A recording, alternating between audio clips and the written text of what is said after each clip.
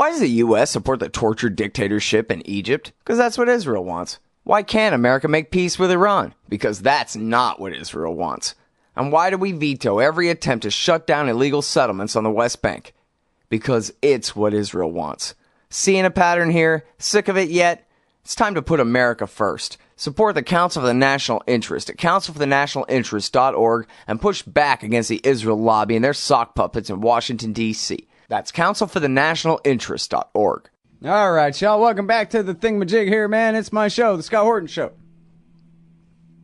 ScottHorton.org is my website. Keep all my interview archives there. We're streaming live, of course, 3 to 5 weekdays here at the Liberty Express and No Agenda Radio, as well as ScottHorton.org and Anomaly Radio and others, too.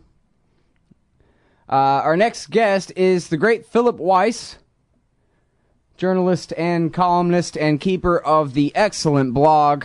I shouldn't really call it a blog. It's more than a blog. It's a website, Mondoweiss.net. And he's got an excellent stable of writers and new ones all the time, too. And a lot of great stuff going on there at Mondoweiss. I sure hope that you guys will bookmark it and look at it all the time. Welcome back to the show. Phil, how are you doing? Great, Scott. Thanks for having me on. And I appreciate the book plug that you just gave. I want to buy that book, Why Peace?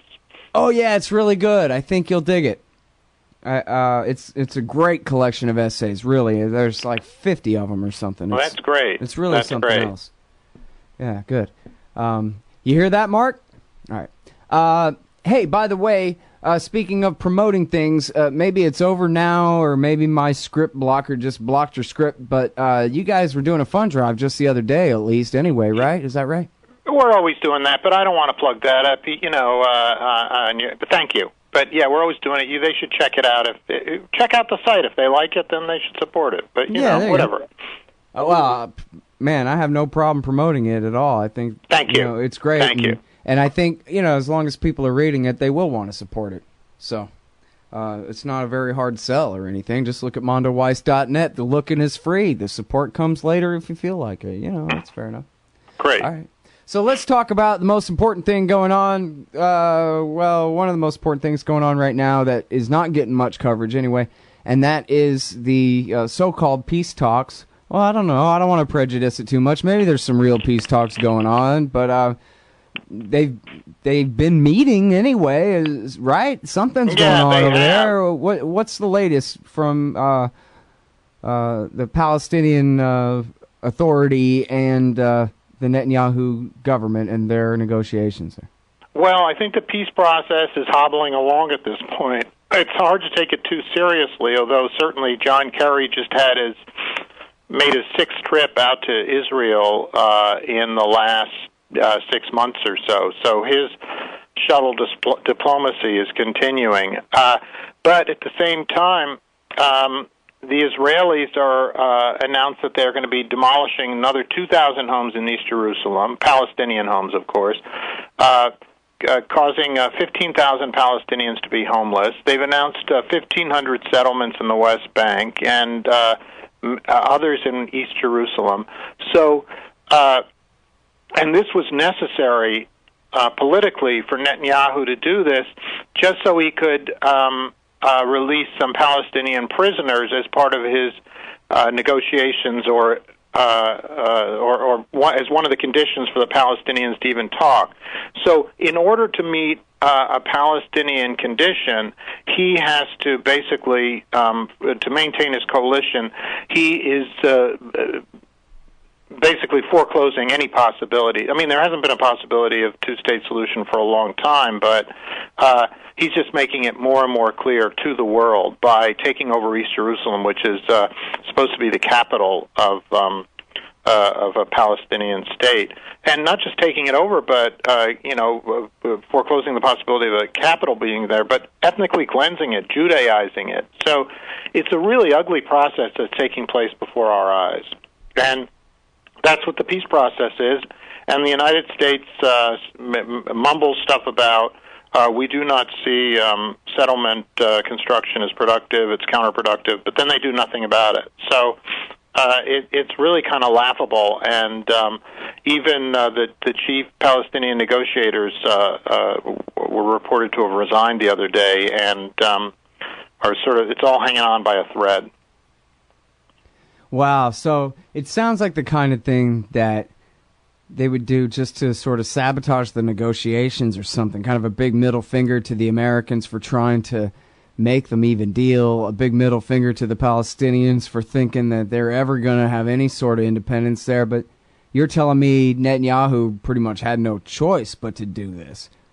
Yeah, well, I think that it's very important for Netanyahu and for the Israel lobby in this country to be engaged in, quote-unquote, peace talks. There has to be a, quote-unquote, peace process. There's been a peace process for nearly 25 years. Yeah, just don't agree to anything. Just keep processing. Yeah, they don't agree to anything, and meanwhile they take more and more of the Palestinian land. Yeah, but they don't have to do it right in the middle of the negotiations like this. I mean, they didn't negotiate at all for a couple of years there. It seems like they could have waited until this round was over, they've got, no, because the right-wing coalition, it's basically, they've got a settler coalition. They've got to appease the settlers inside their coalition. So, I mean, the whole thing is kind of a joke at this point. It is strictly conflict management, and the problem is that if they really do abandon any pretense of having a peace process, then the Israelis could be blamed for what they're doing. But so since they maintain this kind of charade, they can claim, well, we're just trying to negotiate. We don't have a real partner for peace. It's just absurd. And the fact that the United States rubber stamps all this is what's, truly pathetic here. Yeah. I guess let me go back to what you said about the possibility of a Palestinian state is now impossible. By that you mean it would be too difficult to remove the settlers, even if you had an Israeli government that wanted to remove the settlers from the West Bank. Is that what you're saying? Yeah. If you drive around the West Bank, I mean, you're just seeing an area in which, in substantial portions of the West Bank, there's a lot more Jewish settlement than there is Palestinian life. And that's because the Palestinians have been forced out into Area A, these urban areas. They've been cantonized, and there's just there's Israelis who vote in Israeli elections all over that territory, and close to 600,000 of them all told in East Jerusalem and West Bank, or 650,000. And you're just not going to remove them, and you're not going to remove the ideology that inside Israel that all this land is ours, this land was given us by God, Jerusalem was given us by God. That ideology has really taken root inside Israeli Zionist culture, and it's just, it means there's not going to be a viable Palestinian state. You could create a Bantustan, that's what they want to do, but any semblance of rights for Palestinians, including the right of refugees to return to their homes, is just off the table. But Scott, I wanted to tell you about my biggest scoop of my life, which I had last week. Oh, okay. I read what you wrote. Which was the biggest scoop of your life? Well, I was there at Yeshiva University in New York when Sheldon Adelson said we shouldn't talk to Iran, we should nuke it. Mm-hmm. And Obama shouldn't talk to Iran, he should be nuking Iran, firing an atomic weapon into the desert, and killing just a bunch of salamanders, but then saying the next one's in Tehran. Anyway, this threat issued by the casino mogul who pays for Republican presidential candidates, I got it on videotape, and it went viral, so that was the biggest scoop I've ever had. I was really pleased. And the point that I think is really shocking about this is that I mentioned that touches to into the peace process is, first, this is the guy who paid for a lot of Republican expenses in the 2000 election that got George Bush into the White House. And George that's Bush an understatement. He spent how much money? Hundreds of millions of dollars, right? Well, in Or 2000, tens? I don't know about. In 2000, he spent several $100,000 that I'm aware of. But that's 13 years ago. The reason I bring it up is that he did that because he was so frightened by the Clinton peace process, the Camp David peace process. And the result was that George Bush said, he said to Sheldon Adelson, well, I can't be more Catholic than the Pope. I can't be more Israeli than Netanyahu or Olmert, he was saying, but I'll do what you want. And basically he shut down the peace process that Clinton had started, and that was what Sheldon Adelson achieved. And now we see what the quality of this man's thinking is. This is a guy who says we should nuke Iran, and he's had so much power over American policy, it's incredible. Yeah. Oh, I'm sorry, I had misunderstood you. I thought you were talking about the last election, but you're talking about back in 2000. No, in 2000. And, I mean, he got close this last time because, he was supporting Gingrich, then Romney. He was the leading backer of these Republicans. But it's just, if one of them had gotten in, I mean, I know, we don't care for the Democrat either, but if one of them had gotten in, would they have been nuking Iran? I just don't, you're seeing a thug issuing threats on the stage of a leading American Jewish institution, and the people there are smiling and clapping. It's really a horror show. Yeah, well, it was amazing. I'm sorry that I did not put together that was your scoop. I'm just giving you a hard time. No, but I brought it up just because I'm proud and because it touches into these other things.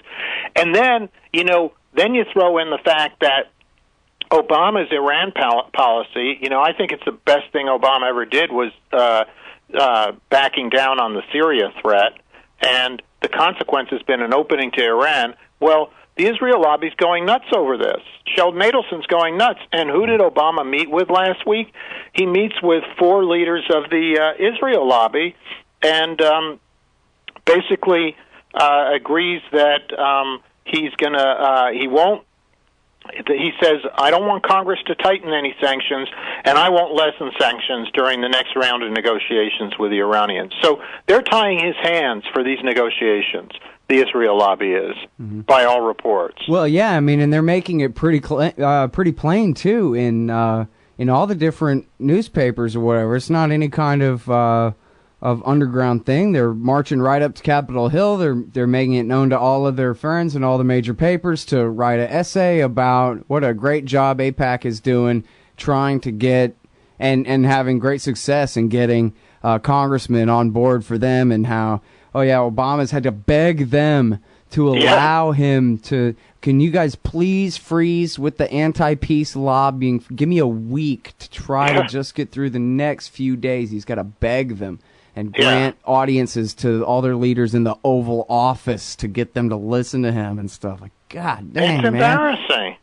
It's crazy to watch, I think. I mean, Israel's the size of Maryland or something. And New Jersey, yeah. I mean, my whole attitude is take a hike. I don't care. Why should I care any more about this little country than any other country in the world? You don't see Mongolia lording it over the U.S. Senate like this, No, and you don't see our Secretary of State meeting 6 times with, the Prime Minister of a country of 6 million.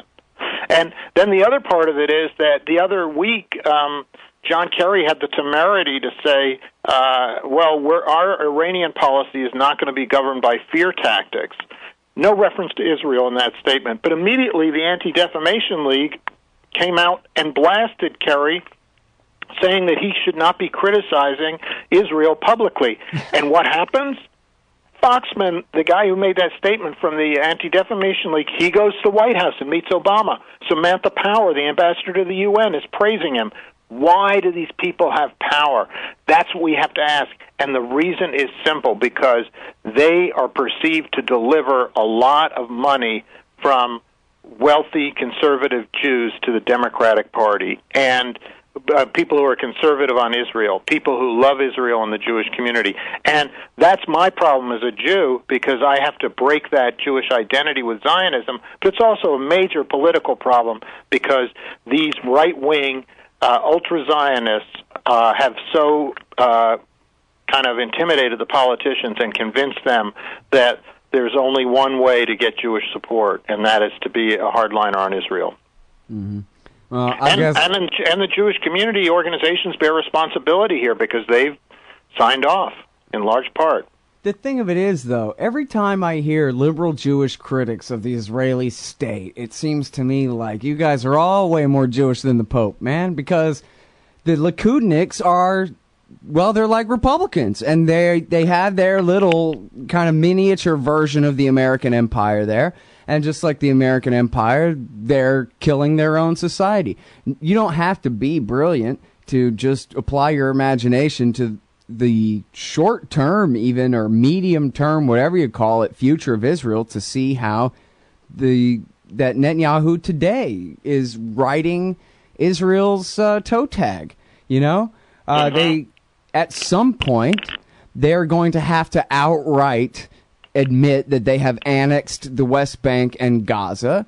And then at that point, they're still going to obviously completely refuse equal citizenship to the Arab, Muslim, and Christian communities living there. And then they're either going to have to force march them out like Andrew Jackson and the Trail of Tears into the Jordan River, or they're going to have to outright admit that they're not just Jim Crow, but Mississippi during the Jim Crow, South Africa, minority rule. And how are they even going to last till 2025 like this, or 2030? I mean, you would think that if anybody cared about Israel, they would be telling all these right-wingers that they're ridiculous and dangerous. But everybody seems to go along like it's 2002 in America, and whatever George Bush thinks, he's the most grown-up guy in the room. I guess he knows what he's doing. Right, and there's a lot more. I mean, when you talk about the American empire, there's actually a lot more criticism of the American empire in our discourse than there is of this suicidal Israeli empire, which is dragging us down. I mean, America can afford it a lot more than Israel can. You know, we're safe way over here in North America, and we got $1 trillion and all that. Right, but I mean, tell me the truth, Scott. If Israel went down the tubes, you wouldn't really. I mean, how much would you? I mean, down the tubes, you'd obviously care if a lot of people got hurt. No one wants to see people hurt. But if the Jewish state of Israel ceased to exist and a democracy existed there, I think both of us would be happy. Yeah, I don't care. I mean, it seems to me like if they would just, and see, I'm a libertarian, so at the very most, I want the most minimal state. So if the state's only job was just actually guaranteeing the rights of the people and being their security force of everyone equally, then you could have a no-state solution or a one-state solution, and it would be fine. The only reason it matters whether Jews or Arabs are in charge is because of how they're going to use the state to lord it over each other and slave each other. And that's the problem with the one-state solution, too, is there'll just be a civil war. I mean, that's the whole thing, is the disruption of all of this, is people are going to die in this one way or the other. This is a really bad way of doing it. And I can't help but think that as mean as it is and as unfair as it is, that they could just go back to the 67 borders and deny the right of return to inside the 67 borders, give up, force all the settlers out, give up the West Bank and Gaza, let them have their little Palestinian state, and Israel could probably survive as a so-called Jewish democracy for at least a much longer term if they actually wanted that. But it seems to me like they would rather destroy themselves trying to build a greater Israel that they don't even have the people to populate anyway. And there's a bunch of red Indians in the way. What are you going to do with them? Yeah, I think it's a brilliant analysis you made, because the truth is that these people could have gotten away with this. They would have reached a deal with the Palestinians of the West Bank and the Palestinians inside Israel to say, hey, basically, let's divide this up among ourselves in a, not a fair way. You're just going to get a small chunk of it, but we're going to sell out the refugees, and who also have a right to be there. And I think the Palestinians of the West Bank might have gone along with that at some point and said, okay, we don't want them back either, or whatever they might have said, if we get, so much territory out of the deal. And maybe Israel could have pulled it off. But at this point, I agree, they're surrounded by the indigenous population in a lot of different countries who regard them as an illegitimate state, and they're succeeding in delegitimizing them because they're delegitimizing themselves. Yeah. Well, and their population is falling as they're trying to expand into territory where other people live. I mean, the whole thing just doesn't even make sense at all. And I think, and I'm not the world's expert on all of this, Phil, you know a hell of a lot more about it than me, but more or less, Arafat back in 88 and Hamas back in at least 06 or something, I saw Hamas on the freaking Charlie Rose show saying, just give us 67 borders. Right. And then I don't think he said forget the right of return, but his silence meant we'll even say forget the refugees from inside the 67 borders. Just give us 67 borders, and we'll recognize Israel. And as soon as he says that, Netanyahu says, yeah, but you also have to tell us how Jewish we are. Like, what are you even talking about? Just moving the goalposts now.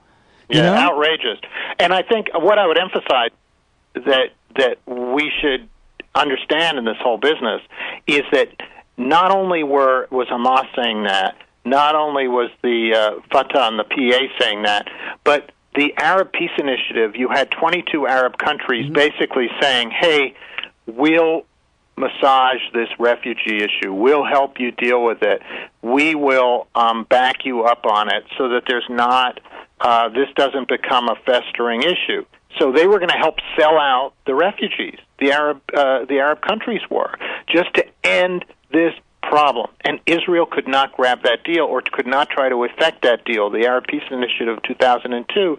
And so when we ask someday who lost Israel, I think we're going to have to say that Israel lost Israel and the Israel lobby lost Israel. Yeah. Because the Israel lobby didn't muscle them on this and say, hey, we're sick of carrying the water for you here, holding the bag. Cut the deal. Right. Yeah, M.J. Rosenberg had a piece a few years back where he said the peaceniks were right. I forget the title, but something like the peaceniks were right. And he goes back in time to the 50s or something. Like, I don't even think he goes back to the founding or anything. He goes pretty far back in time. And every single time the Israeli government got into a mess with their neighbors, the peaceniks, before it happened, said, no, don't do it, because here's what's going to happen if you do. And every time the peaceniks were right and the warmongers did it anyway, and the terrible results happened. And then he goes through 15 examples or whatever that leads us up to the present day where Israel's about to cease to exist at the hands of those who claim they're protecting it the most. It's amazing. It's really amazing. And, I don't know how many, the question is, I'm always amazed by your degree of understanding about this. I guess then it leaves me wondering how many Americans do you think have any understanding of this question? Is that awareness growing? And when is that awareness going to make it easier for politicians in this country to say, nah, I'm not standing with Israel on this. I'm actually, I don't like what Israel's doing. What's your answer to this question? Basically, my judgment on that is always, what did I used to think? And what I used to think was, I don't know much about it because TV will never shoot it straight and just give you a basic, even outline of what the hell is going on here. So, as far as I used to understand, I guess Palestine is more or less sort of a city-state next to Israel there, and they won't quit with the suicide bombing or something. That's basically my impression, back when I was just going off my impression.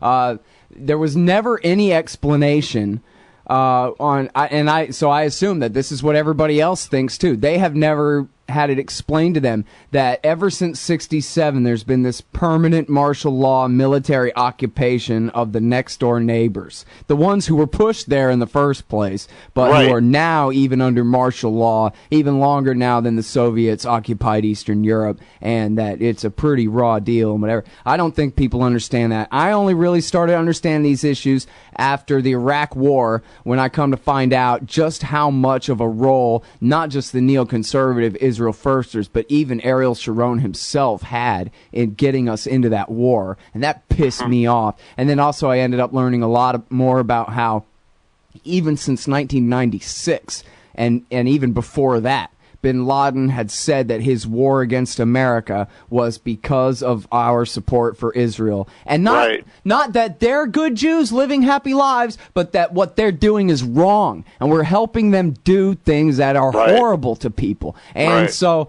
I really, really, really resent not only that, but then Sharon and Netanyahu both, especially, and all their acolytes in America, taking advantage of September 11th to bend American policy even worse to their worst goals. Like, screw them, man. Let them be pushing the sea at this point. And I don't mean every civilian there, but that, as far as the Zionist project, phooey with all of them, you know? I used to not care. Now I'm against it. Yes. The funny thing is, I got into it the exact same way you did. You know, I'd never been to Israel. I grew up in the American Jewish community, but not intimately involved in that community, but certainly very strong sense of myself as Jewish. I didn't get to Israel till I was 50 years old in 2006, and the reason I went there is the Iraq War. The reason I went there is because my brother had said to me before the Iraq War started, "What do you think of this war? I was against the Vietnam War, but my Jewish newspaper says that this war could be good for Israel." Well, that word went out in the Jewish community, and that was a big reason of that why that war happened. And certainly the neoconservatives wanted that war in some large or small measure because it would they thought it would help Israel's security. And that is what I had to unpack. So I was a very similar place to you.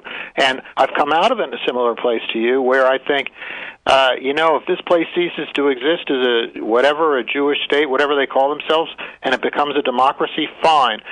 I think what we both understand is that there's violence in the future. They've created a situation where there's the only answer is violence, unfortunately. And that's why I support the boycott movement, which is nonviolent.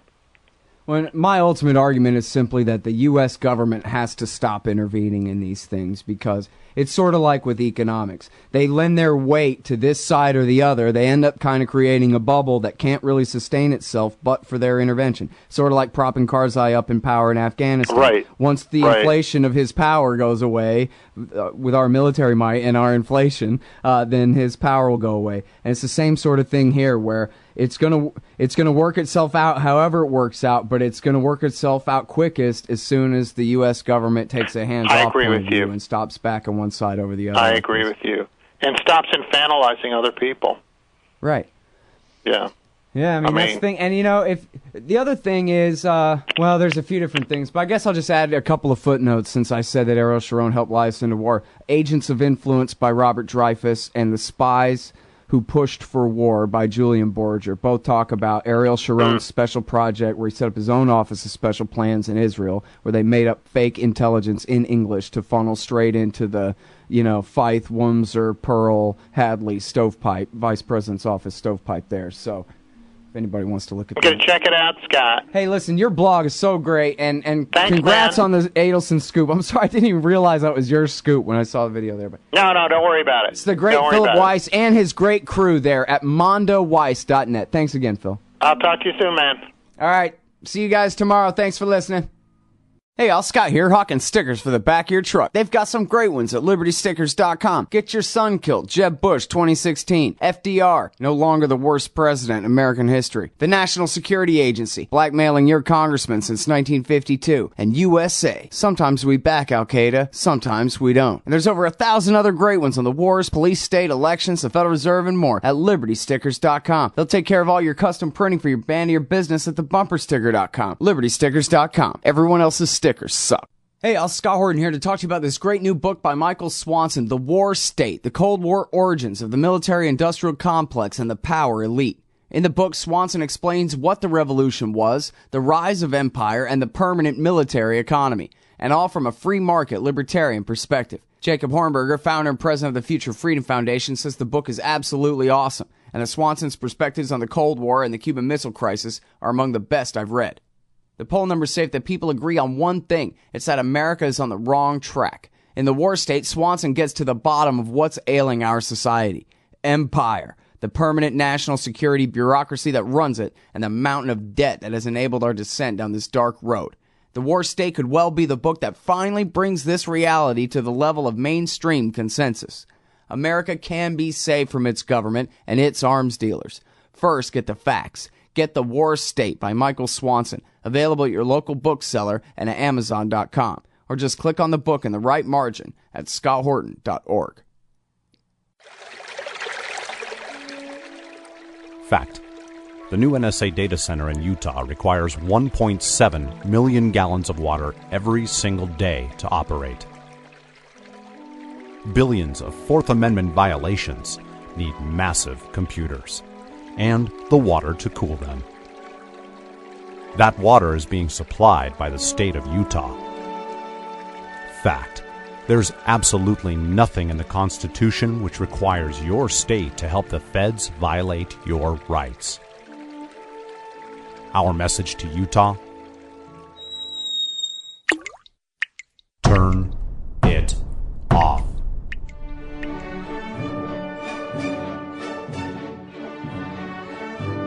No water equals no NSA data center. Visit offnow.org.